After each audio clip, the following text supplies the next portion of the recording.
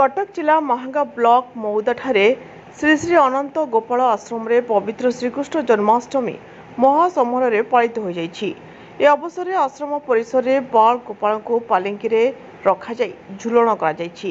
यासह अनंत गोपाल निकट में स्वतंत्र पूजा अर्चना करा जाइछि। अनंत गोपाल आश्रम पक्षर आयोजित जन्माष्टमी उत्सव में विभिन्न सांस्कृतिक आध्यात्मिक कार्यक्रम सह श्रीचरणकर प्रवचन कार्यक्रम आयोजित हो जाइछि। राज्यर विभिन्न प्रांतरू बहु श्रद्धालु ए पवित्र दिन में आश्रम परिवेश ए पवित्र कार्यक्रम में सामिल होई विभु कृपा लाभ होइछंती। मो ना आज्ञा क्षीरोचंद्र दास समस्त डाकती कान्हू सार ये हाफ किलोमीटर दूर में कुशपुर ग्राम मोर घर आज्ञा आज्ञा आज को ठीक 30-35 वर्ष तले छुआ जन्म जो से भूमिष्ठ हेले अनेक लोग कहती से आम पिला जन्म है क्षणी गोटे आग्नेय कुंड सदृश निआ घूरी बुलला समस्त डरीगले ये कौन है एमती कौन है निकटस्थ जन पंडित निकट गले जन्मग्रहण कला पुओ एमती गोटे निआ पिंडुला बुलला ना रे तो दांड तो अभड़ा खड़ा हम ये तो अभड़ा खड़ा हम महाप्रसाद लोक खाइबे बहुत संख्यार एति कैसे चलीगले बाबा धीरे धीरे शशिकला पर बढ़िया लगिले अलौकिक शक्ति आस्ते आस्ते आस्ते आस्ते विचार माने बढ़िया लगिला लोक आसिले भल मंदिर छुआ पाक जा कि ना नड़िया दबा धूप दबा बाबा कौन करेंगे छुआ बाबा छोटिया अवस्था खेल धूली खेल खेलला भाया भंडा टे देवे आज्ञा सब भल होमती आस्ते आस्ते बढ़ला यही निकटस्थ जड़े स्त्रीलोक कैंसर रोग से आक्रांत हेले हठात दिन आसी पहुंचले मेडिकल फेरी आसिले परदिन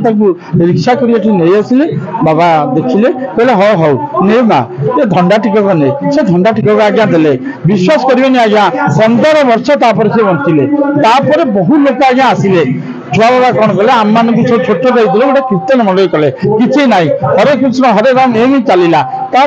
समस्त उपलब्धि कले गोटे करवा नाम संकीर्तन करवा गोटे नाम यज्ञ करवा 4 प्रहरी है 8 प्रहरी है लोक आसिले साधु आसिले से आम सब जापारू कुआड़ सब लोक आसुँच ना तुम मैंने सब जापारना ये होती बालमाधव ठाकुर आउ किए कहले छुआ अच्युत आउ किए विभिन्न प्रकार कहले कहीं से अच्युतानंद महापुरुष पद्मवन अन्य शास्त्र संग्रह कले ये बनिया कूल सुखवती नदी कूल प्रभु अवतार रूप में जन्मग्रहण करेंगे संस्कार देवाई से दिन आज्ञा चली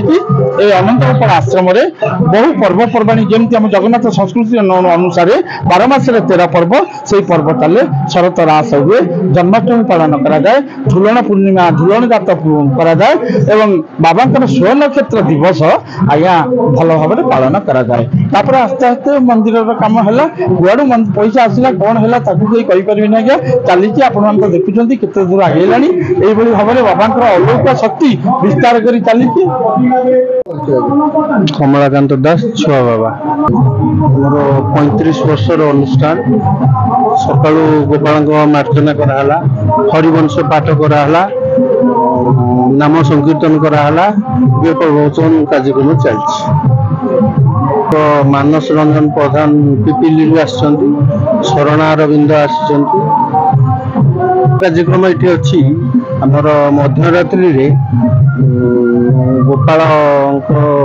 जन्म पर नदी पार हो जन भक्त घर को जाती से 21 भी पालन हुए। नर्मदा पृष्टि 4 नंबर मुझे 20 वर्ष लाने समस्त यहाँ मो मौसी घर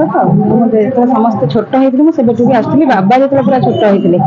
बाबा छोट बेलू मैंने वर्षे 1.5 वर्ष बेलू आम सब अलौकिक कथा देखिलु बहुत छोट बेलू मैंने एमती पारालिसिस रोगी आसती आमती पिला न हबार रोगी आसती भूत प्रेत लगी सब कहते झाड़ापी बाबा झाड़ती केवल खाली चाहिए छुईदे धंडा देदेले सी भल हो जाती सब बहुत कथा एमती हुए पर्वपर्वाणी सब हुए बहुत लोक भी आसती से सब देखिकी बहुत देखीचु आम छोट बेलू मैंने भल हवाटा रोग आरोग्य हवाटा बहुत देखी शिशु आमल शिशु सालेपुर